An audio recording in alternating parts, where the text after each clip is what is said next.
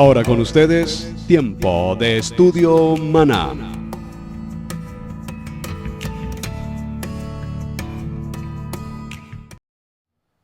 Bien, mis amados hermanos, bienvenidos a este tiempo especial de estudio bíblico devocional. Su hermano Pastor Roberto Alfaro les saluda y como siempre la mejor y cordial bienvenida.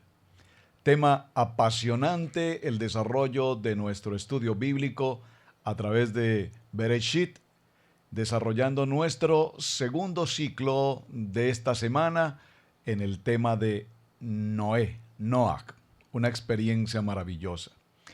Repito, creo que desde muy niños, en algún momento de nuestra vida conocimos la historia de Noé, el arca, el diluvio, aún las proyecciones en el cine respecto de esta circunstancia bíblica tan extraordinariamente importante.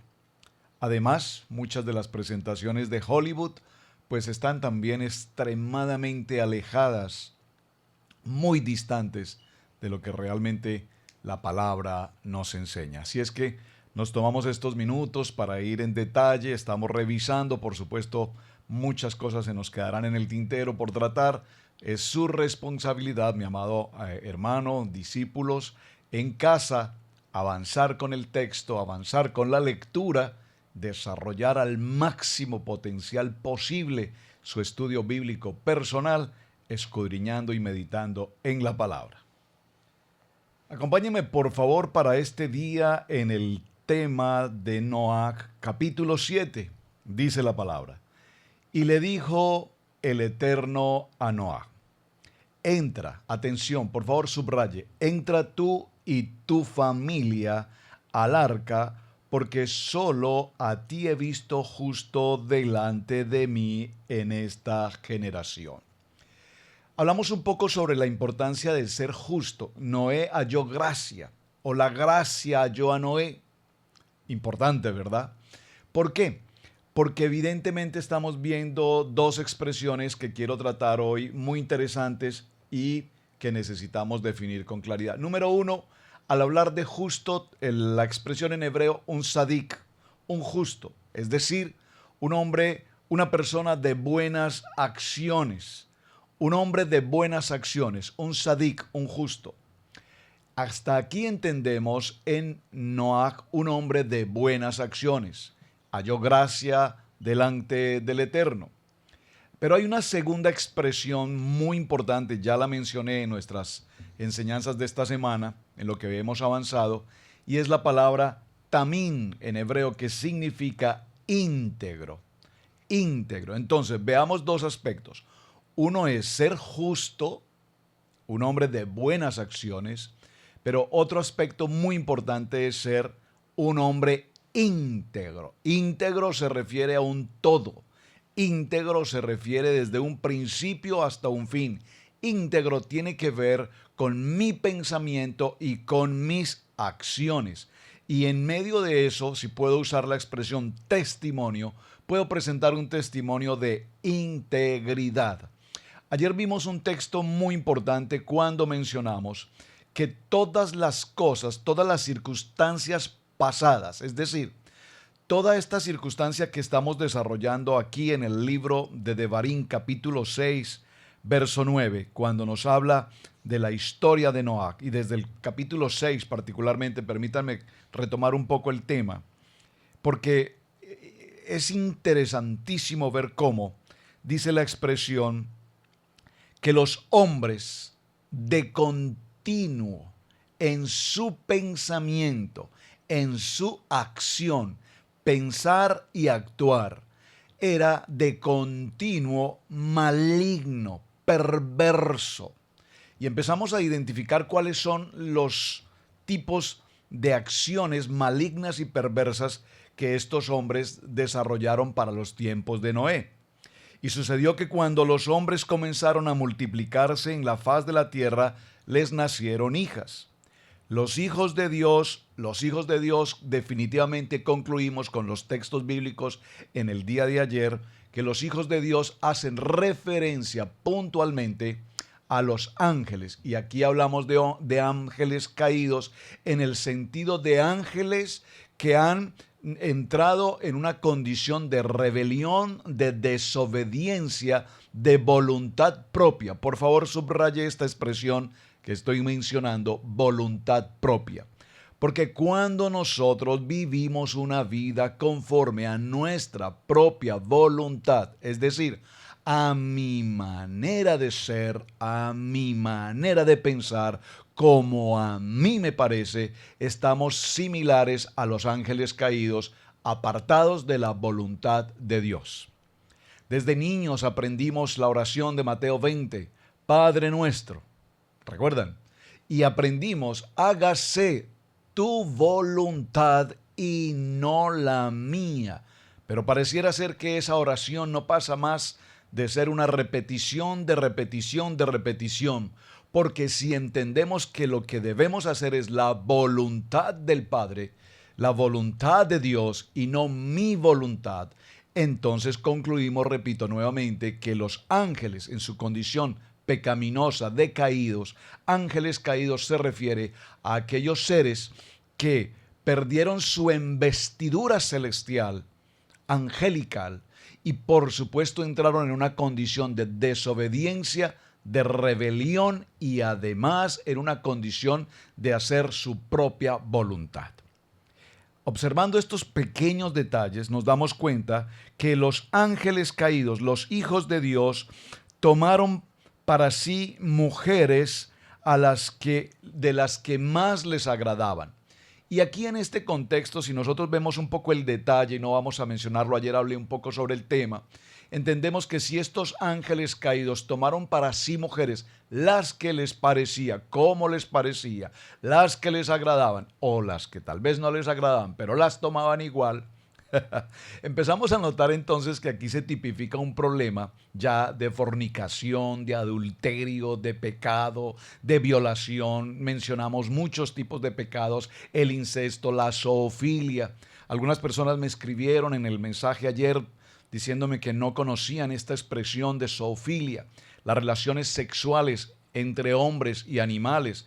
Esto es algo para mí nuevo, este tema, no conocía que algo tan perverso como esto pudiese pasar. Bueno, pues la Biblia nos narra historias sobre estos temas y vemos cómo la mitología, incluso si usted recuerda un poco los temas de la mitología griega, recuerden que la mitología griega, esta historia griega, yo me pregunto si estos autores de la mitología griega o tenían una increíble creatividad o realmente escribieron libros inmensamente importantes sobre lo que realmente ellos podían ver en su momento. Me explico. Usted seguramente ha visto muchas películas de la historia de los griegos, películas de contenido bíblico que nos muestran a los nefilín, a los anaquitas que mencionamos en el día de ayer, a todos estos gigantes, ángeles caídos, demonios, hombres deformes. Recuerdan los abín, los nefalín, los nefilín, los ejim, los refanín, jeovarín, sansamín. Todos estos demonios, ángeles caídos, y cada uno de ellos con su característica que lo determinaba según su perversidad, su nivel de maldad. Y usted muy seguramente recordará que en la mitología griega, repito, se menciona uno, particularmente voy a mencionar uno. Por ejemplo, como el unicornio o el centauro. Ese centauro, ¿usted recuerda la figura del centauro? Si no sabe qué es el centauro, permítame solo mencionar. Mitad hombre, mitad animal. Una persona, un ser, no puedo decir una persona, un ser, mitad hombre y mitad caballo. Se llama un centauro. La pregunta es, estas historias de los griegos eran historias, repito, que solamente la creatividad de los filósofos griegos al escribir podían formar narrativas tan impresionantes como estas, o realmente obedecía a lo que ellos puntualmente podían ver, porque cuando leemos el relato bíblico de Noach, creo que aquí encontramos mucho de toda esta historia en versos tan simples y tan sencillos como este. Hombres gigantes, ángeles caídos, que tomaron mujeres para sí. Y cuando dice tomaron, repito, no nos dice las tomaron en amor, las tomaron en una relación afectiva, con los detalles, románticamente. La expresión aquí las tomaron nos indica, de hecho, violencia. Nos indica tomadas a la fuerza, por la fuerza. Nos indica violencia. ¿En qué sentido? Violencia en el sentido de muerte, el raptar mujeres, no importa su condición, solteras, viudas, casadas. Repito, por lo tanto, podemos empezar a concluir en tan pequeño verso. El entorno que se movía era un entorno totalmente con respecto al adulterio, pero a su vez también uno conlleva a otro. Es decir, también entendíamos que bajo estas condiciones, en la medida que el pecado aumentaba y la mentalidad de continuo era perversa, entonces podemos también concluir en estos versos tan simples, comillas, que evidentemente se tipificaban otro tipo de delitos, lesiones, homicidio y sobre todo este punto del homicidio, la muerte, porque recordemos, y es un poco el tema que vamos a estar tratando justamente hoy, que la vida es una prioridad. La vida tiene un nivel extremadamente elevado y recordemos que quien da la vida es nuestro Padre Eterno y quien quita, comillas, quien toma la vida es precisamente nuestro Creador. Por lo tanto, cuando una persona le quita la vida a otra persona, y es el tema que lo vamos a ver puntualmente hoy, repito, nos daremos cuenta cómo esa acción de quitar la vida, es decir, el homicidio, el asesinato, es una condición que Dios, posterior al diluvio, ahora va a considerar que quien le quite, quien tome la vida de otra persona, tiene una circunstancia de pena de muerte.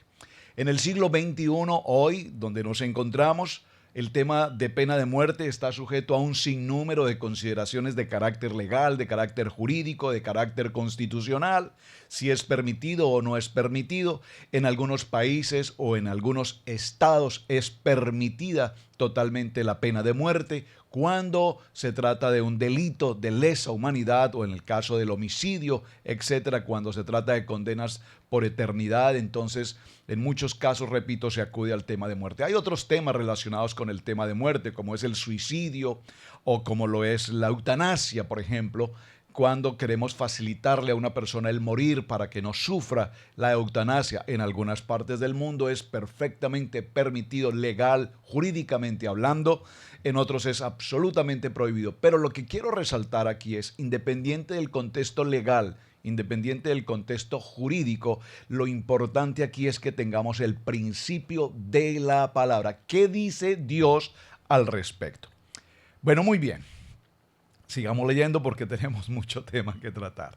En este proceso nos damos cuenta, y quiero resaltar algo importante. Básicamente, nos daremos cuenta que Noah, al momento de hallar gracia delante de Dios, lo podemos entender como un hombre justo, como un hombre de buenas acciones. Y cuando pasa ese proceso de ser justo y de buenas acciones, vemos como en el capítulo 7, ahora el Padre Eterno le permite a él y a su familia pasar a una circunstancia de salvación. La pregunta sería, en nuestro estudio, ¿la esposa, los hijos y las 3 esposas de los hijos de Noé eran mujeres o eran igual hombres justos? ¿Usted se ha preguntado alguna vez esto?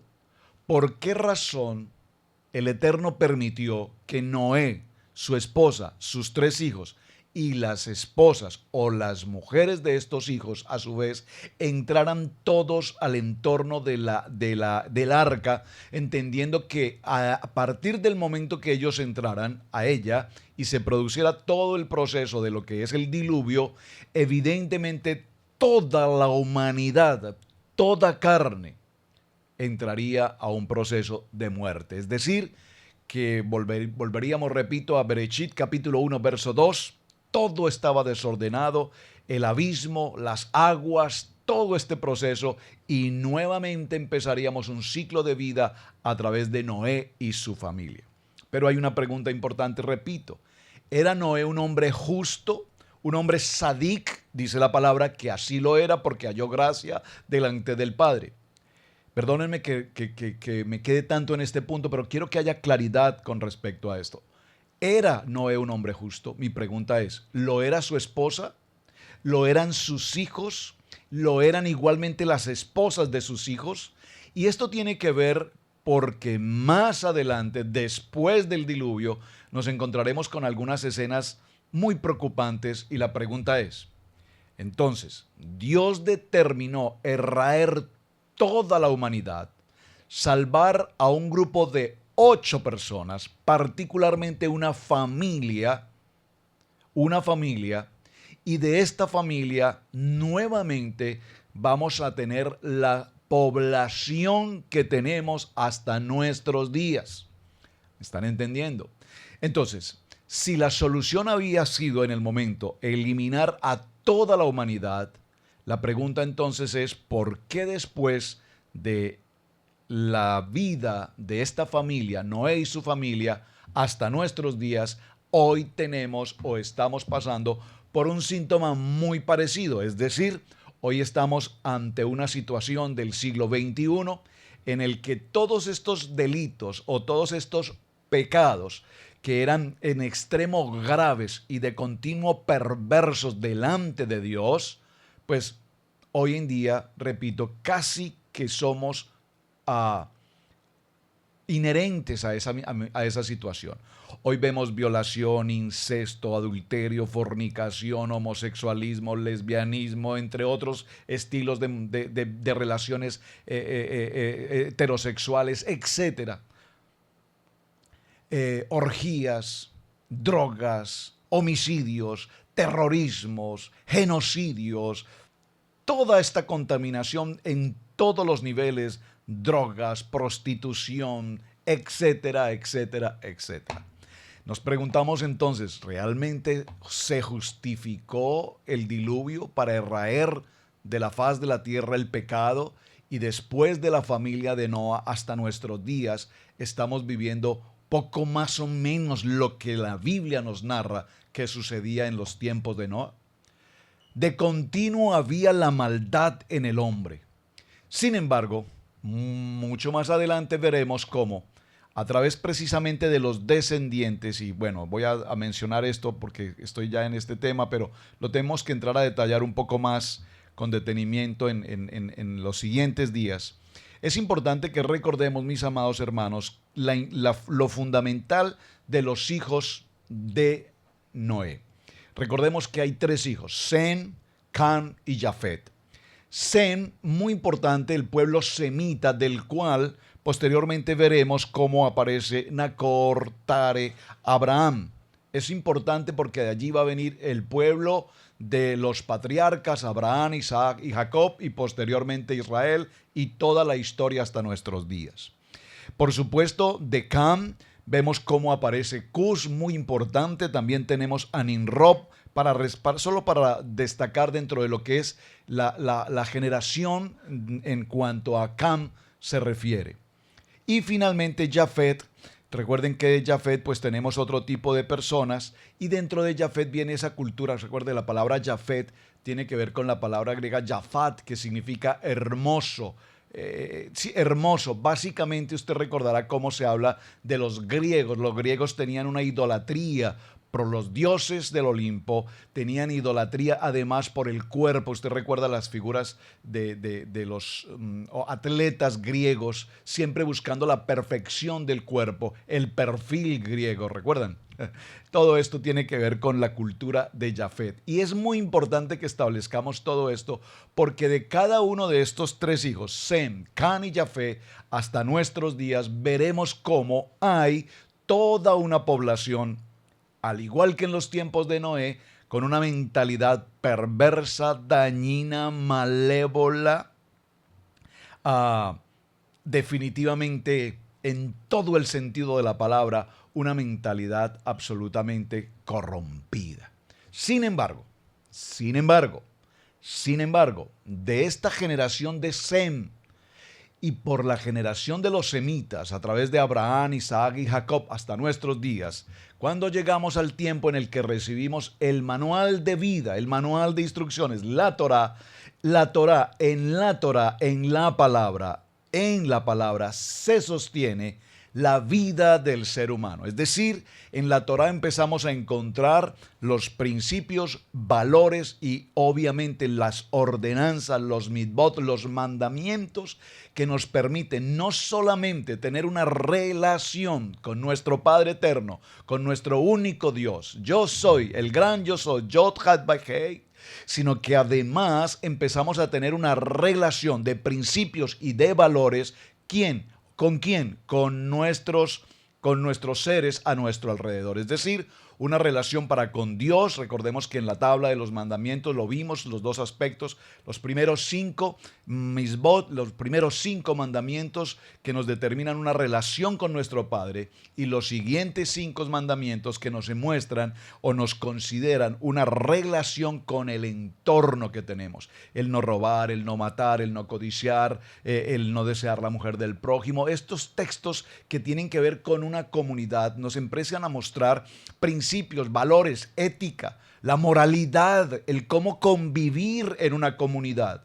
Entonces, aunque en el siglo XXI tenemos, por supuesto, un elevado índice de violencia, de masacres, de pecado, pues Dios prometió precisamente a Noé que nunca más la tierra sería destruida precisamente como consecuencia de esta situación, y menos por un diluvio. Y allí viene entonces la historia muy interesante. Quería hablar sobre ello, pero el tiempo no me lo va a permitir. Sobre la historia del arco iris. ¿Recuerdan ustedes? Dios mostró ese arco iris, el reflejo de la luz ante las gotas de la lluvia. Recuerden que nunca antes había habido lluvias. Por lo tanto, es un fenómeno atmosférico, entre comillas, muy nuevo, y hace un pacto y nos dice que el arco iris será esa señal que nos mostrará precisamente el pacto y la misericordia del Padre Eterno para con la humanidad. Muy importante este aspecto. Ahora, en este desarrollo que estamos compartiendo, vemos cómo en el capítulo 9, por favor, acompáñenme un momento al capítulo 9 para que avancemos en el estudio de Bereshit con la Parashá Noach. Bendijo Dios a Noé y a sus hijos. Qué importante. Ya hemos visto esta expresión en el tema de Bereshit capítulo 1 verso 28. De hecho es nuestro texto bíblico, nuestro pasuk como familia, como ministerio, que nos identifica que desde el momento en que el Padre Eterno nos llamó a servirle en su ministerio, nos entregó puntualmente la porción del libro de Génesis capítulo 1 verso 28. Por eso tenemos la estación de radio, Radio Génesis 1.28. Muchas personas me preguntan, Pastor, Radio Génesis 1.28 es una estación en la frecuencia, en el dial de la radio. Bueno, no propiamente. Hemos trabajado con algunas frecuencias de radio local, pero para el aspecto espiritual, desde el punto de vista espiritual, es una frecuencia celestial. Génesis 1:28. Y los bendijo Dios. Y los bendijo Dios. ¿Y qué les dice en Génesis capítulo 1, verso 28? Dice, y los bendijo Dios y les dijo, fructificad y multiplicaos, llenad la tierra y sojuzgadla, y señoread en los peces del mar, en las aves de los cielos, y en todas las bestias que se mueven sobre la tierra. Por favor, observe detenidamente Génesis capítulo 1, verso 28. Esté muy atento a la programación de Radio Génesis 1.28. Ahora, en el capítulo 9 estamos hablando, después del diluvio, se sucede algo muy importante, porque lo primero que hace Dios para cuando esta familia va a salir de su condición de estar durante el tiempo del arca. Es muy importante esta expresión, durante el tiempo que permanecieron en el arca, ese año que pasaron allí. Tuvieron básicamente que hacer dos cosas: cuidarse ellos como familia, pero una labor muy importante es el que ellos durante ese tiempo se ocuparon de cuidar ¿qué? Muy bien, de cuidar a los animales. ¿Puede usted pensar cuánto tiempo y cuánto trabajo desarrolló esta familia en el cuidado de los animales de todo tipo de especie animal? Animales puros e incluso animales impuros. Su trabajo de continuo fue alimentarlos, cuidarlos, lavarles, limpiar toda la suciedad, etcétera, etcétera. Ahora, vemos cómo en el capítulo 9 dice Dios: bendijo Dios a Noa y a sus hijos y les dijo: fructificad y multiplicaos, llenad la tierra. Es decir, la labor que esta familia va a cumplir a partir de este momento, después del diluvio, es, en principio, fructificar y multiplicarse, llenar la tierra. Por lo tanto, todos nosotros, después del primer Adán y a partir del proceso de este diluvio universal, ahora empezamos a encontrar que las familias vamos a ser originarios, sea de Sem, de Cam o de Jafet. Qué interesante. Esto lo veremos con mejor detenimiento un poco más adelante. Verso 2. El temor y el miedo de vosotros estarán sobre todo animal de la tierra, y sobre toda ave de los cielos, en todo lo que se mueva sobre la tierra, y en todos los peces del mar en vuestras manos son entregados. Todo lo que se mueve y vive os será para mantenimiento, así como las legumbres y las plantas verdes os lo he dado todo. Es decir, aquí por primera vez el hombre va a tener la posibilidad de consumir carne animal. A su vez, todo lo que es vegetal. Muy importante esto para los vegetarianos, ¿verdad? Muy importante. Pero carne con su vida, que es su sangre, no comeréis. Preste mucha atención a ese texto. Ahora, quiero mencionar esto en qué sentido. Cuando Noé recibe la bendición de Dios para que toda la familia sea fructífera y se multipliquen y llenen la tierra, Dios permite, repito, al hombre, a Noé, a su familia, por primera vez consumir el alimento, la carne animal.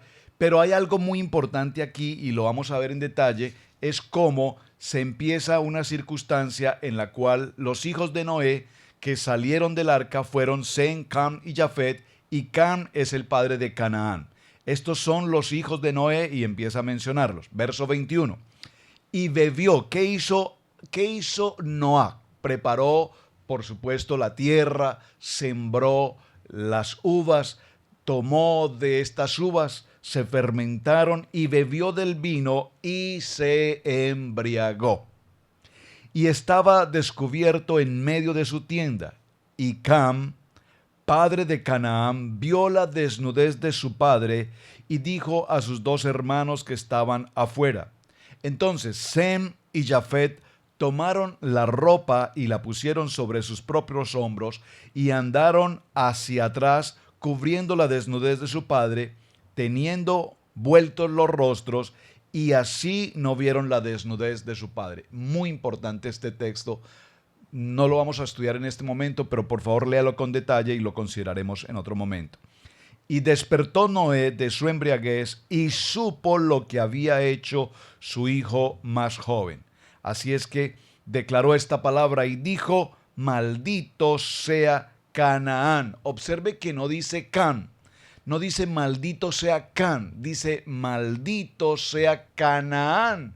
Muy importante este texto, léalo con detenimiento, por favor. Siervo de siervos será a sus hermanos. Muy bien, hasta este punto nos encontramos con algo importante. Vaya conmigo, por favor, al libro de Jeremías, un momento. En el libro de Jeremías. Y en el libro de Jeremías tomemos por favor el capítulo 9 y el verso 23. Jeremías capítulo 9, verso 23. ¿Qué dice esta palabra? Léalo conmigo. Así dijo Yahweh: no se alabe el sabio en su sabiduría, ni en su valentía se alabe el valiente, ni el rico se alabe en sus riquezas. ¡Wow! ¡Qué texto maravilloso! Este es un texto especialmente importante. Le pido por favor subráyelo en su Biblia y si es posible grábelo inmediatamente en su corazón porque lo va a necesitar con mucha frecuencia.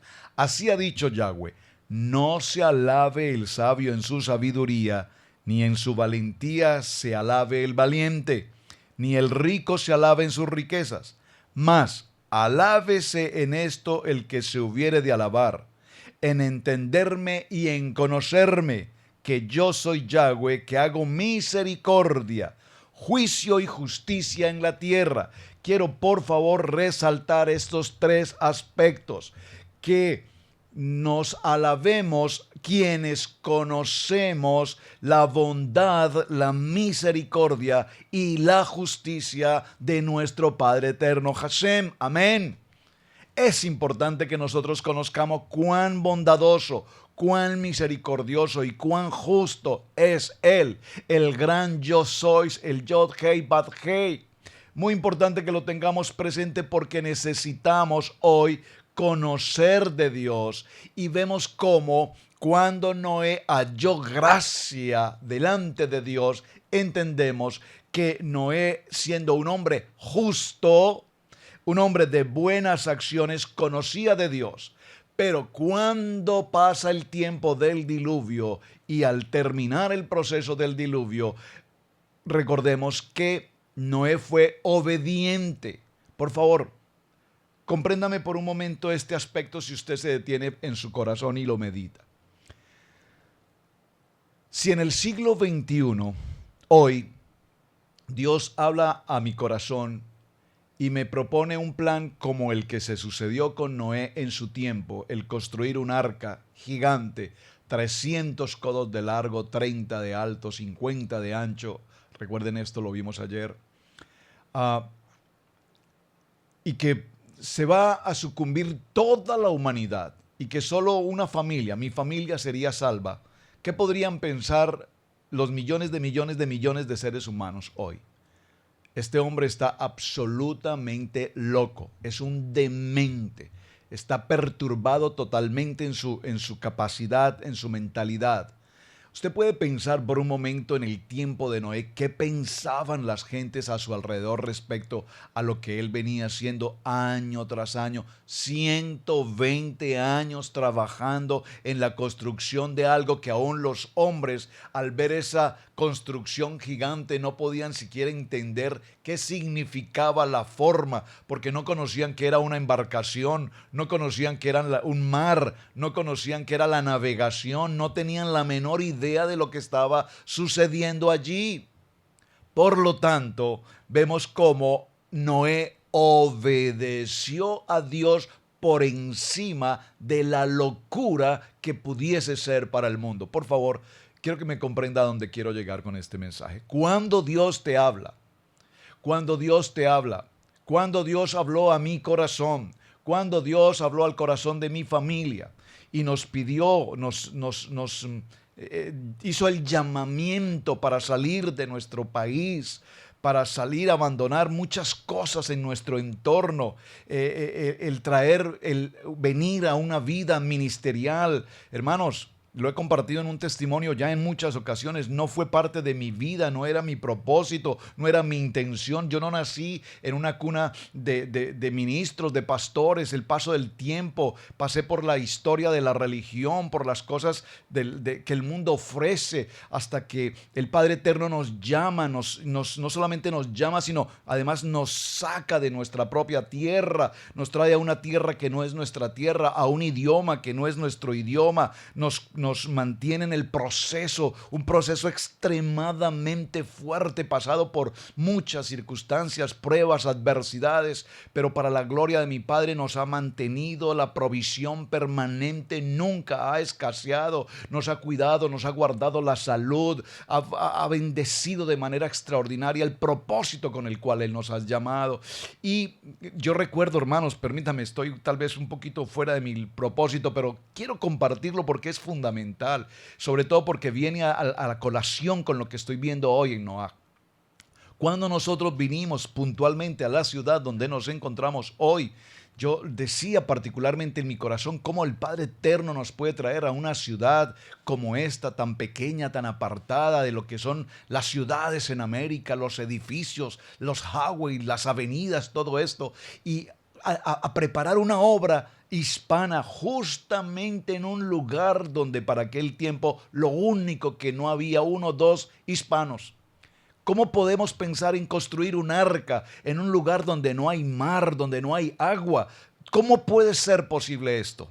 Hermanos, 18 años hoy después de esto, hemos visto la gloria del Padre Eterno con nosotros, entregándonos un edificio, entregándonos la congregación, los hermanos, las familias, manteniendo una población de comunidad hispana que vienen de un lugar, que vienen de otros, algunos desde ciertos lugares distantes, pero con un solo propósito: amar al Señor, aprender la palabra, vivir la palabra. Estamos en un proceso que se llama creer lo que Dios ha hecho y lo que Dios ha determinado para nosotros. Cuando entendemos la bondad, la misericordia y la justicia de Dios, entonces vemos ahora a un Noé salir del arca, pero ya no salió como el sadik que entró, el justo de buenas acciones, sino que ahora se complementa la segunda parte, primero como un sadik justo, un hombre de buenas acciones, pero posteriormente un hombre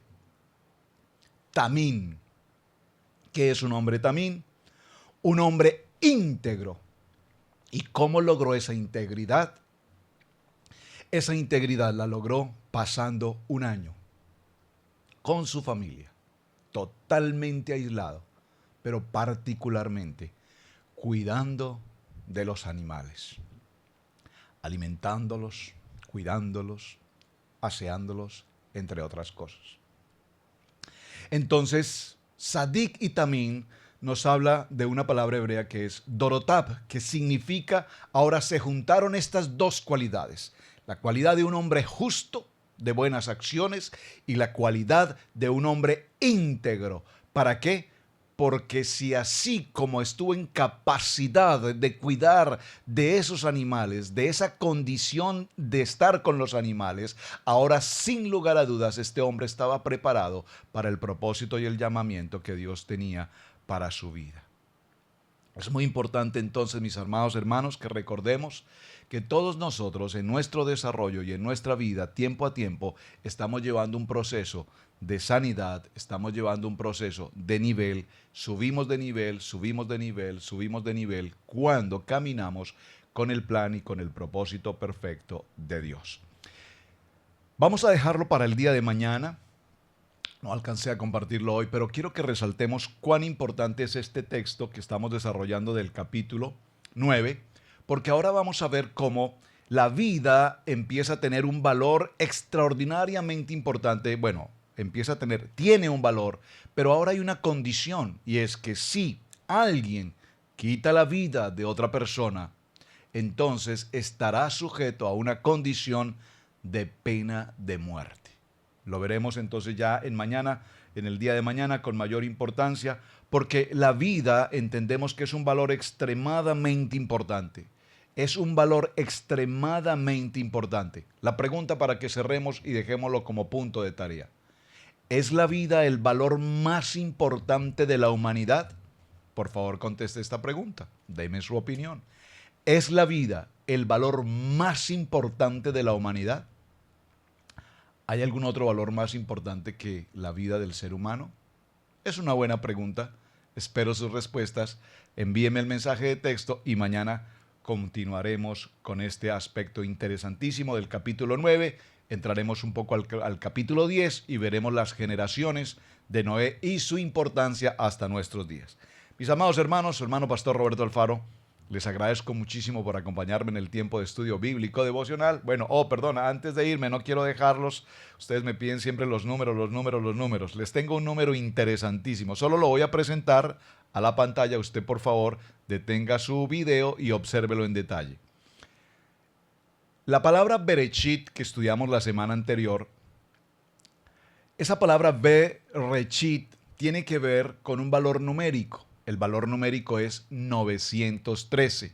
El valor numérico de la palabra Bereshit es 913. Vean qué interesante es esta información, porque precisamente durante el año que Noé y su familia pasaron en ese tiempo del arca, del diluvio, vamos a decir, encerrados, si puedo utilizar esta expresión, apartados de todo tipo de contaminación del mundo. Lo que realmente pudieron hacer, entre otras cosas, fue tener un tiempo de, voy a usarlo esta palabra entre comillas, meditación, porque lastimosamente el mundo la palabra meditación la ha manejado de otra manera diferente. Sin embargo, Josué capítulo 1, verso 8 nos dice, meditarás en esta palabra de día y de noche. ¿Qué es meditar? Estar en comunión con Dios. Ahora, meditar lo he mencionado en varias ocasiones de la palabra hipodedot, hablar con Dios. Cuando nosotros salimos y caminamos y hablamos con Dios, esto era lo que estos hombres en el arca podían hacer. Usted puede imaginar por un momento a Noaj en la condición del tiempo que pasaba, los días pasaban y él hablando con Dios. Padre Hashem, ¿hasta cuánto tiempo estaremos aquí? ¿Cómo podremos sobrevivir a esta situación? Etcétera. Entonces esta palabra meditación o hipodedut también tiene el mismo valor numérico, 913. Aquí está entonces las palabras, el Bereshit, cada una de las letras que lo componen, su valor numérico, y también tenemos la palabra meditación o la palabra hipodedut, y como puede usted notar, su valor numérico para cada uno de los dos es el mismo valor numérico, 913. Bueno, muy bien, mis amados, hasta aquí nuestro tiempo de estudio bíblico devocional. Gracias a los que les gustan mucho estos números y que siempre están interesados en conocer más. Gracias por estar con nosotros, gracias por compartir la enseñanza. Hasta el día de mañana. Shalom para todos. Muy buen día.